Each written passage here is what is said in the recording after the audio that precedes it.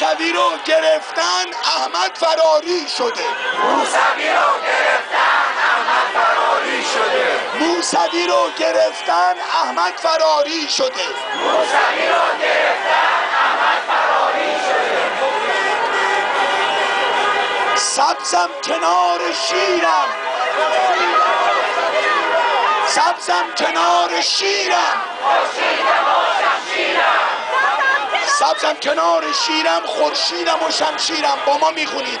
سبزم کنار شیرم، خورشیدم و شمشیرم. سبزم کنار شیرم، خورشیدم و شمشیرم. سبزم کنار شیرم، خورشیدم و شمشیرم. سبزم کنار شیرم، خورشیدم و شمشیرم.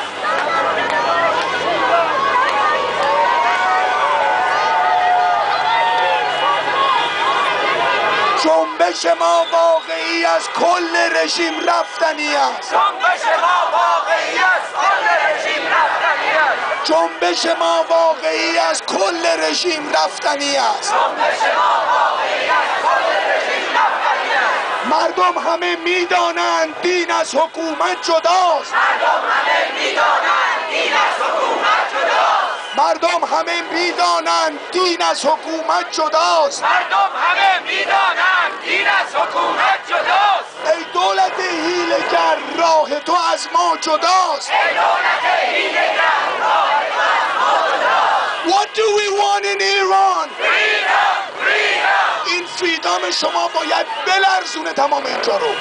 What do we want in Iran? Freedom, freedom.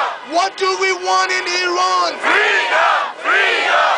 What do we want in Iran? Freedom, freedom. Human rights. What do we want in Iran? Human rights, human rights. What do we want in Iran? Human rights, human rights. What do we want in Iran? Human rights, human rights. Democracy. What do we want in Iran? Democracy, democracy. What do we want in Iran? Democracy, democracy. What do we want in Iran? Democracy, democracy. الان به من گفتن پرویز صیاد نیز در میان ماست. اگر ایشون تشریف دارن اینجا، پرویز اینجا هست، دم دست. گفتن اینجا هستن. من معتقدم که پرویز همیشه در میون حرکت‌های ملی همیشه با ما بوده، اگر هم دور بوده. جانم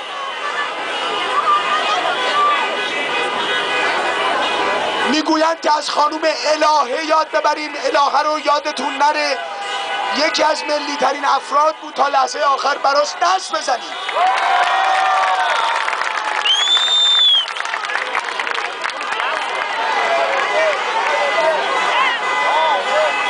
برای مهستی دست بزنید، برای هایده دست بزنید.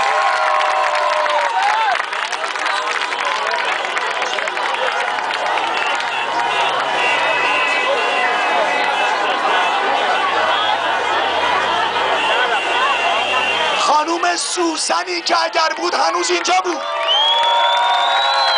من و شاهرخ و سوسن 28 سال پیش روی همینجا فریاد زدیم. روزی که خمینی به درک واصل شد، من روی صحنه رفتم گفتم امروز پایکوبی کنید.